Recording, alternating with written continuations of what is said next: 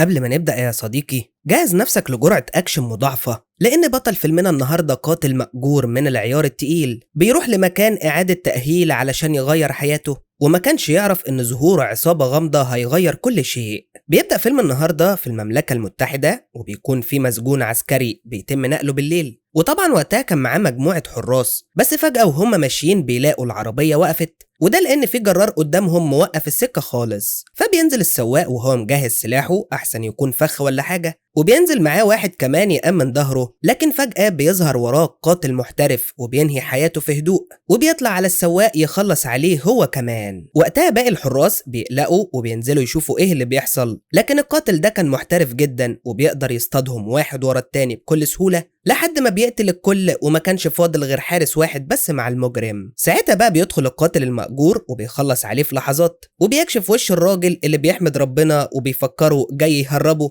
لكن القاتل المأجور اللي هو والكر بيطلع صورة المجرم من على تليفونه، وأول ما بيتأكد إنه هو بيطلع المسدس يحطه في دماغه علشان يتمم مهمته للنهاية. ورغم إن المجرم وقتها بيحاول يستعطفه ويفهمه إنه هيديله فلوس كتير، إلا إن والكر الشرس بيكون حاسم جدا وبيديله طلقة يقضي عليه. بس المشكلة يا صديقي إن أول ما بينزل من العربية بيتفاجئ إن واحد من الحراس كان لسه عايش وطلع يجري، فبيغضب جدا وقتها لأن كده هويته اتكشفت وممكن يحصل له مشاكل، وعلشان كده بيتصل بالمدير بتاعه وبيعرفه إنه اتكشف لأن واحد من الحراس شافه ولسه عايش. فبيبلغوا المدير إنه هيبعت له عربية تاخده علشان يختفي عن الأنظار من جديد، وبالفعل بتيجي عربية تاخده لموقع مجهول ممول من عالم الجريمة والقتلة والمرتزقة، ووظيفة المكان ده إنه يجهز هويات جديدة وسريعة للقتلة اللي بيتم كشفهم علشان يسافروا مكان تاني ويبدأوا من جديد بهوية مختلفة. لما بيدخل بطلنا والكر بقى بيستقبله أحد العاملين واللي اسمه سميث، وبيتضح إن والكر كل فترة بيجي يغير هوية لأنه بيتكشف بسرعة، وبيكون وقتها عاوز الهوية الجديدة النهاردة، لكن الموظفة بتأكد له إن في ناس كتير غيره محتاجين هويات برضه، لكنها هتحاول تسرع له الموضوع على قد ما تقدر. في الوقت ده بقى بتدخل بنت تتكلم مع سميث، واللي بيرتبك فورا أول ما بيشوفها، وبيلاحظ بطلنا اللي بيحصل وبيفهم إنه معجب بيها لكنه خجول ومش قادر يعترف لها.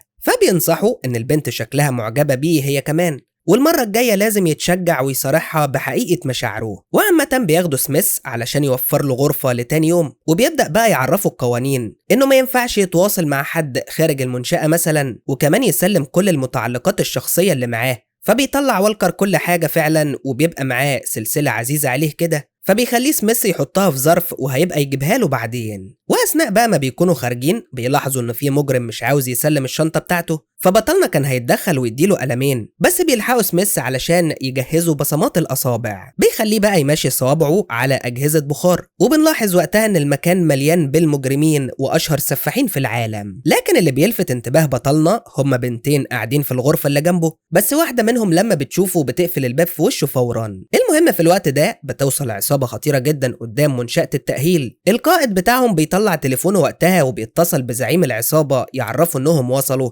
وبيأكد له القائد وقتها ان نظام الامن في المنشأة سهل وهيقدروا يقتحموها بدون اي مشاكل. لكن الزعيم بيقول له انت عامل لي حفلة قتل على الضيق ولا ايه؟ لا انا عاوزك تخلص على كل اللي في المنشأة دي وتجاب لي البنت اللي قلتلك عليها حية فقط لا غير. فبيقفل القائد معاه وبيبلغ رجالته بالمهمة، وبيطلب منهم يجهزوا كيتي القاتلة الخطيرة اللي في صفهم، واللي بتشوف شكل البنت المطلوبة وبيكون اسمها جولييت. وبيبان ساعتها على كيتي انها محترفة وعارفة بتعمل ايه كويس، خصوصا لما بتستعد بالاسلحة وبتاخد جزء كبير من الرجالة وبيبدأوا في التحرك. في الوقت ده بطلنا كان بيغسل وشه ولسه مش عارف المصيبة اللي هتحصل، وبيلاقي ساعتها ظرف كده بيتحدف له من تحت الباب، ولما بيفتحه بيلاقي جواه السلسلة وبيفهم ان سميث هو اللي بعته. بينزل بقى سميث بيلاقي البنت اللي بيحبها ماشية، فبيخضها وكان هيجيب لها أزمة قلبية حرفيا، لدرجة ان هو ذات نفسه بيخاف وبيتوتر جدا، لكنها يعني بتضحك وبتعرفه انها بتهزر معاه. بنفهم بقى ان الاتنين مجانين وبيحبوا العلم على الاخر، وده سر انجذابهم لبعض في الاساس، وعلشان كده البنت بتعرفه انها هتشوف الاسبوع اللي جاي. بمجرد بقى ما بتمشي بتبدأ المتعة الحقيقية. كيتي بتصطاد أول واحد من حراس المنشأة علشان يدخلوا بكل هدوء، وبيقدروا في ثواني يوصلوا لغرفة الكاميرات وبيموتوا الراجل اللي فيها بسهولة، وأحد المجرمين بيفتح الباب الرئيسي من غير ما حد ياخد باله، خصوصا إن وقتها سميث بيحط السماعات في ودنه وكان مشغل الأغاني، والعصابة بتعدي من قدامه حرفيا وهو ولا هنا، لحد ما بيلاقي أحد الحراس بيموت قدام عينيه وبيبدأ يفوق وبيجري يستخبى تحت المكتب وبيضرب جرس الإنذار. وقتها بقى بطلنا بيسمع الجرس وبيفهم إن في اختراق أمني حصل للمنشأة، وقبل ما يفكر يتحرك أصلا بيلاقي باب الغرفة بيتفتح وبتدخل جولييت وبنت كمان اسمها إلدا، واللي بتعرفوا إنهم محتاجين مساعدته فورا، لكن والكر بيرفض يسمعها أصلا وبيطلب منهم يمشوا من غرفته. فبتحاول إلدا تفهمه إن فيه هجوم بيحصل على المنشأة وكلهم هيموتوا، لكن الصدمة إن بطلنا بيصمم على رأيه وبيطردهم من الغرفة. بس فجأة بيلاقي أحد رجال العصابة داخل عليه وبيحاول يقتله، بس هو بحركات بسيطة بيوقعه في الأرض وبيقتله بمسدسه وبياخده منه، وبيربط بعدها إشارب على راسه وبيقرر ينضم للمعركة العنيفة دي، وبيبدأ يتحرك بمنتهى الهدوء وهو مجهز السلاح، وبيفتح كل الغرف اللي جنبه علشان لو حد موجود فيها، لحد ما بيدخل غرفة وبيلاقي جواها جولييت ماسكة مسدس غلط، وعلى الأرض بتكون إلدا بتقتل أحد المجرمين بمنتهى القوة. بطلنا وقتها كان عاوز يفهم حكايتهم إيه بالظبط، وبيرفض كمان يساعدهم إلا لما يفهم كل حاجة، لدرجة إنه بيسيب إلدا تقاتل راجل العصابة لوحدها وبينام على السرير. بس إلدا بتطلع نينجا وبتقتل في الرجالة واحد ورا التاني بمنتهى الدقة، وحتى لما واحد فيهم هجم عليها بتجيبه على الأرض وبتطلع السكينة فورا وبتقتله بيها. بس قبل ما يقتلها واحد تاني بيتدخل بطلنا وبيخلص عليه في آخر لحظة. بيرجعوا بعد كده لجولييت وبتعرفهم إلدا إنهم لازم يوصلوا لمخزن الأسلحة بسرعة، بس وقتها بطلنا بيلاحظ حاجة غريبة جدا، وهي إن جولييت حامل. ده بقى بيزود فضوله أكتر عن البنتين دول وبيكون عاوز يفهم، لكن إلدا ما بتكونش واثقة فيه بعد ما رفض أول مرة يساعدهم، وعلشان كده بتاخد جولييت وبيتحركوا لوحدهم وبتحاول توصل لمخزن السلاح وبتوقف جولييت بعيد. إلا أول ما بتشوف أفراد العصابة بتخاف وبتستخبى تحت عربية، لكن لحظها السيء السيجارة بتقع من الراجل وبيوطي يجيبها فبيشوفها مستخبية، لكن قبل ما يعمل لها حاجة بيظهر بطلنا وبيقتل واحد من المجرمين وبيمسك المسدس وبيخلص على التاني في وقت وصول إلدا اللي بتتحرك معاه بعد ما بدأت تثق فيه شوية. أما سميث بقى فبيخرج لساحة المعركة وهو ماسك معلقة، بس أول ما بيسمع صوت ضرب النار بيقع على الأرض وبيترعب. في الوقت ده بطلنا بيدخل يفتح المكتب علشان ياخد مفاتيح مخزن الأسلحة، وبتساعده وقتها جولييت وبتلاقي مفاتيح الدرج بسهولة، لكنه بيتفاجئ إن مفيش مفاتيح في المكتب أساسا. هنا بقى بيدخل عليهم سميث وهو بيتسحب ومرعوب لسه، فإلدا بترفع السلاح بس بطلنا بيهديها لأنه معاهم وبيطلب منه يفتح لهم خزنة الأسلحة، لكنه بيرفض وبيعرفهم إن كده الوضع هيبقى خطر على الآخر. بس بيفتح لهم خزنة تانية مليانة بالأسلحة بس الخفيفة زي السكاكين وقنابل الدخان، فبياخد كل واحد فيهم اللي محتاجه بسرعة، خصوصا بعد ما بيسمعوا صوت الرجالة بتقرب من الغرفة اللي هم فيها، وساعتها بيستعد بطلنا وإلدا بالأسلحة فورا، وبمجرد ما واحد بيدخل بيهجموا عليه بشكل مزدوج وبيطعنوه، وبتساعدهم جولييت وبترمي قنبلة دخان علشان تعمل لهم كفر. وبالشكل ده لما بيدخل 2 من أفراد العصابة بيقدروا يهجموا عليهم بسرعة، ولرغم شراستهم إلا إن بطلنا بيدخل مع واحد فيهم في قتال شرس وعنيف، وللمرة التانية بتساعده جولييت وبتحدف له سكاكين صغيرة يقتلوا بيها. أما إلدا هي كمان بتقدر تخلص على الراجل اللي معاها بمنتهى الصعوبة، وأول ما بيدخل واحد كمان بيضربه والكر بالنار يوقعه على الأرض قدام جولييت اللي بتطعنه بآلة حادة تقتله وهي مرعوبة. لكن الصدمة يا صديقي إن سميث الغلبان اتصف بطنه برصاصة وسط المعركة دي وبيقع على الأرض بين إيدين والكر وهو خايف من الموت، فبيحاول وقتها يطمنه، لكن للأسف حالته بتبقى حرجة وبيفارق الحياة وسط حزن كبير من والكر اللي كان بيحبه جدا. بس إلدا وقتها بتفكر بشكل عملي وبتقوله لازم نخرج الرصاصة اللي جت في رجلك بسرعة، وبتاخده على المختبر علشان تعمله اللازم. طبعا بطلنا وقتها بيكون عاوز يفهم سبب مطاردة العصابة ليهم، وبيخمن ان الطفل اللي في بطن جولييت ليه علاقة بالموضوع، وساعتها بقى يا صديقي بنكتشف ان إلدا كانت شغالة مع زعيم العصابة وطلب منها تخطف 4 نساء وجولييت كانت من ضمنهم، بس البت حلوت في عين الزعيم وقرر يخليها معاه وبقت حامل منه. ووقتها إلدا رجعت نفسها وقررت انها تهرب بجولييت وتحررها من السجن اللي دخلتها فيه. وبتحكي إلدا إن حياتها بدأت وهي بتسرق من الشوارع، ولما رجعت نفسها كويس اكتشفت المصيبة اللي عملتها، وعلشان كده هتعمل كل حاجة علشان تهرب جولييت. لما بيسمع بطلنا بقى الحكاية بيقول لهم أنا لازم أكلم مديري لأنه الشخص الوحيد اللي بثق فيه والوحيد برضو اللي هيقدر يساعدنا هنا. بس علشان يعملوا مكالمة محتاجين يطفوا جهاز تشويش الإشارة الأول، وبيكون والكر عاوز يروح يعمل كده بس إلدا بتقعده وبتعرف منه مكانه وبتروح هي لأنه لسه تعبان. لما بتوصل للمكتب اللي فيه الجهاز بتتفاجئ إنه قدامه 3 من المجرمين والموضوع مش هيكون سهل أبدا. وبالنسبة بقى لجولييت فكانت بتسأل بطلنا عن السلسلة اللي في رقبته، فبيبدأ يحكي لها إن كان عنده عيلة زمان لكنهم للأسف ماتوا، وهو في ساعتها في شغله لأنه من الأفضل إنه يبقى لوحده طول الوقت. فبتستغرب جولييت وبتقول له أمال ليه أنت بتساعدنا؟ وليه إلدا كانت واثقة إنك هتقبل أصلا؟ فبيعرفها بطلنا إنها سألت عنه كويس وعرفت إنه كان بيساعد الناس زمان وحاولت تستغل الموضوع ده. في الوقت ده بتتشجع إلدا وبتخرج على ال3 مجرمين تضرب عليهم نار، بس الصدمة إن كان في مجرم رابع جوه المكتب ما عملتش حسابه، بس لحسن الحظ مسدسها ومسدسه بيفضوا في نفس الوقت، فبيضطروا يدخلوا في قتال شرس مع بعض. بيقدر فيه إنه يطعنها بالسكينة، لكن إلدا بسرعة رهيبة بتخلص عليه وبتجري بعد كده ناحية المكتب، وبتفصل جهاز تشويش الإشارة أخيرا علشان يقدروا يتصلوا بأي حد عاوزينه، وبترجع وهي مصابة للمختبر، بس كانت لمت كام سلاح كده في السكة وهي راجعة. ساعتها بتلحقها جولييت بسرعة وبتبدأ تعالج لها الجرح، فبيقرر بطلنا وقتها يسيبهم ويروح يجيب تليفون علشان يكلم مديره. في الوقت ده المجرم اللي هرب راح للقائد وعرفه ان البنت قتلت 3 من رجالتهم وفصلت كمان جهاز التشويش، ولحد دلوقتي ما يعرفوش مكان جولييت. فبتطلع كيتي من وراه وهي بتشتم وبتقرر تدخل بنفسها. وبالنسبة لبطلنا فبيتحرك هو والبنتين بمنتهى الهدوء وبيستخبوا في مكان أول ما بيلاقوا المجرمين بيعدوا من قدامهم، وفي لحظة واحدة كده بيطلع بطلنا وإلدا يهجموا عليهم بمنتهى العنف وبيخلصوا عليهم، في حين بقى إن كيتي بتدخل تفتح غرفة القتلة المأجورين وبتعرض عليهم فلوس مقابل المساعدة في المهمة. أما بطلنا والكر وإلدا وجولييت بيكملوا لسه في طريقهم، لكن المشكلة إن واحد من المجرمين اتجنن وكان ماسك رشاش ومغربل المكان بالكامل، لدرجة إن أبطالنا بيستخبوا ومش عارفين يتصرفوا إزاي في الجنان ده. بس بتتعاون إلدا ووالكر علشان يغيروا أماكنهم وياخدوا أفضلية في إطلاق النار، وبيتبادلوا بقى الضرب مع المجرم من كل حدب وصوب بمنتهى الشراسة لحد ما الرشاش بيفضى من المجرم وشكلها كده هتبقى النهاية. وفعلا ده اللي بيحصل، لأن بطلنا بيطلع قدامه وقبل ما يتحرك بيديله طلقة في دماغه وواحدة في بطنه توقعه ميت على الأرض.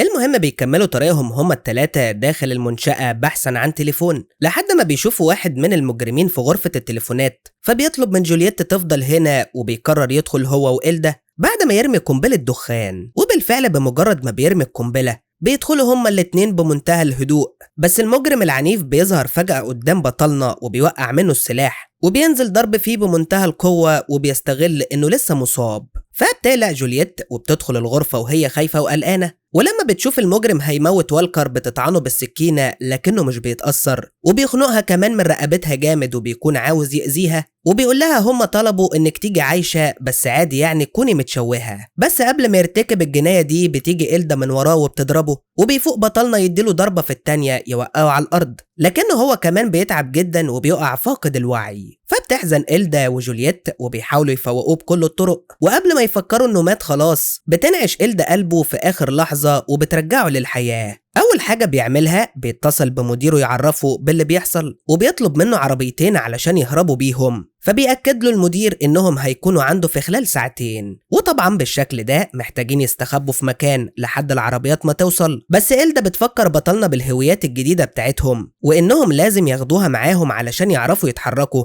ورغم إنهم مش متأكدين أصلا إذا كانوا خلصوا ولا لأ، إلا إن إلدا بتقرر تحاول لأن جولييت لازم تختفي النهاردة للأبد. وعلشان كده بيقرروا يتحركوا ناحية المبنى اللي فيه الوثائق، ولما بيلاقوا أحد المجرمين في انتظارهم بيطلب بطلنا من البنتين يستخبوا لحد ما يلفت هو انتباهه، وفعلا بيروح والكر يستفز الراجل وبيخليه يجري وراه. فبتستغل إلدا وجولييت الفرصة وبيدخلوا يشوفوا الوثائق، وبالنسبة للمجرم التاني فبيفضل يدور على بطلنا في كل مكان وبيتكلم معاه وبيعرفه انه مش بس هيقتله علشان الفلوس اللي اتدفعت له، لكنه فاكره كويس وهيستمتع وهو بينهي حياته. فساعتها بقى بطلنا بيخرج يهجم عليه بمنتهى القوة وبيدخل معاه في قتال شرس ومميت، بيفضلوا يضربوا في بعض بعنف كبير على الآخر. والمشكلة ان المجرم ده ضخم جدا ومصعب الموضوع على بطلنا، في حين ان إلدا بتتفاجئ بأحد المجرمين طالع قدامهم وماسك مسدس، فبتطلب من جولييت تروح تدور على الوثائق وتستخبى بسرعة. اما بطلنا فلسه كان بيعاني مع المجرم الضخم اللي بيكسر بيه الجدار حرفيا، وفي نفس الوقت بتكون إلدا قدرت توقع المسدس من المجرم لحد ما جولييت تجري، لكن التمن ان المجرم بيطلع سكينة وبيطعنها في بطنها. وبيستمر القتال الشرس بين والكر والمجرم الضخم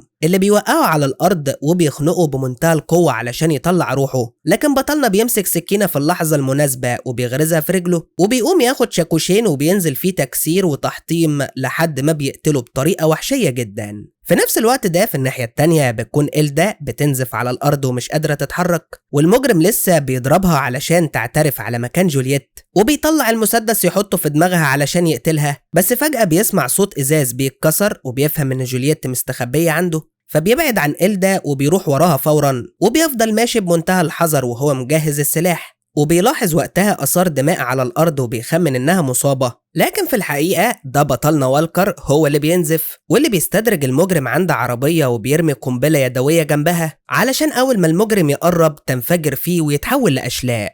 أما العنيفة كيتي فبتكون ماشية ورا آثار جولييت وبتدور عليها في كل حتة لحد ما بتدخل وراها مستودع وبتكون خلاص هتكشف مكانها، لكنها بتتفاجئ بجولييت بتوقع عليها مستندات تقيلة جدا وبتطلع تجري. في نفس الوقت ده إلدا بتلاقي الراجل اللي اتحول لأشلاء لسه عايش سبحان الله، فبتروح تديله الطعنة الأخيرة زي ما عمل معاها وجرحها بالسكينة. أما كيتي فبتقدر تقوم بسرعة وبتطلع ورا جولييت وبتعمل لها جرح بالسكينة في وشها أدبا علشان وقعت عليها المستندات. في الوقت ده بيتصدم بقى بطلنا لما بيشوف الموظفة اللي وعدته تخلص الورق بسرعة ميتة، ولما بيبص في إيديها كده بيلاقي ظرف هويته الجديدة وفلوس علشان يبدأ حياته، فبيحزن جدا إنها كانت بتفكر فيه لآخر لحظة ودلوقتي ماتت على إيد المجرمين دول. وساعتها بتدخل عليه إلدا وبيعرفها إنه لقى بس الوثائق بتاعته، فبتقوله طب يلا بسرعة علشان نشوف جولييت فين، لكنها بتصدم إن بطلنا لسه واقف مكانه، وبيعرفها إن في عربية هتكون موجودة في انتظارهم بره المكان، فبتفهم إنه هيسيبهم بما إنه لقى أوراقه وهيهرب هو،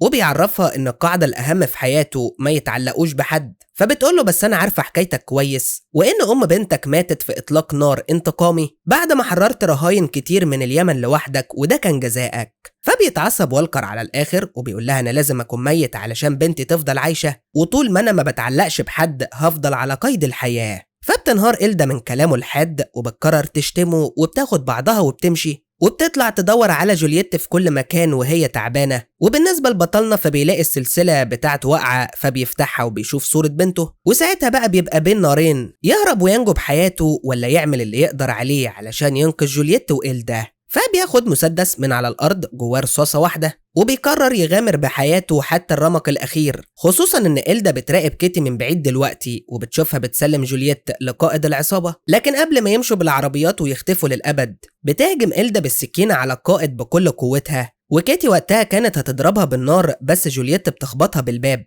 ورغم كده القائد بيقدر يوقع إلدا في الأرض وبياخد منها السكينة، وكيتي مسكت جولييت وبتهدد بحياتها، ووقتها بس بيتدخل بطلنا وبيضرب طلقة على القائد في دراعه وبيدخل معاه في قتال شرس وعنيف جدا، والقائد وقتها بيبقى قوي والاتنين بيفضلوا يضربوا في بعض. وعلى الناحية التانية إلدا وكيتي هما كمان في قتال مثير للغاية، ورغم إصابات إلدا إلا إنها بتكون قوية كفاية لمواجهة جنون كيتي. أما بطلنا المصاب هو كمان بيستحمل كمية ضرب رهيبة جدا من القائد الشرس، لكنه بيفضل صامد وكل ما يحاول يقوم ياخد ضربتين يقع على الأرض من تاني. هنا بقى بتكون إلدا قدرت تخلص من كيتي وتساعد والكر اللي بيمسك السكينة وبيقطع إيد قائد العصابة، واللي طبعا بيتعصب جدا وبيفضل يشتم فيهم، بس وقتها بتيجي جولييت تدهسه بالعربية وتنهي حياته هو كمان للأبد. فبيطمن بطلنا عليها هي والطفل اللي في بطنها، خصوصا مع وصول العربيتين اللي تبع والكر، وبتكون جولييت قلقانة ان زعيم العصابة يفضل يطاردها مهما راحت اي مكان، لكن بطلنا بيطمنها وبيركبها العربية هي وإلدا علشان يمشوا من هنا، وبيركب هو العربية التانية وبيسلموه وقتها إسعافات أولية، ومديره على طول بيكلمه في التليفون بيقول له جهز نفسك للمهمة الجديدة. وساعتها بيتصدم بطلنا شوية وبيقول له بس أنا لازم أعمل حاجة مهمة الأول، علشان بعد شهر من اللي حصل ده بالظبط بنشوف والكر داخل على زعيم العصابة مكتبه وبيديله أكتر من رصاصة في أماكن متفرقة من جسمه، وبيتأكد بنفسه إنه مات خلاص ومش هيزعج جولييت مرة تانية. ولحد هنا بيخلص الفيلم على كده. يا رب يكون الملخص عجبكم، وما تنسوش تعملوا لايك للفيديو وتشتركوا في القناة لو أول مرة تشوفونا علشان يوصل لكم كل جديد. أشوفكم الفيلم الجاي. سلام.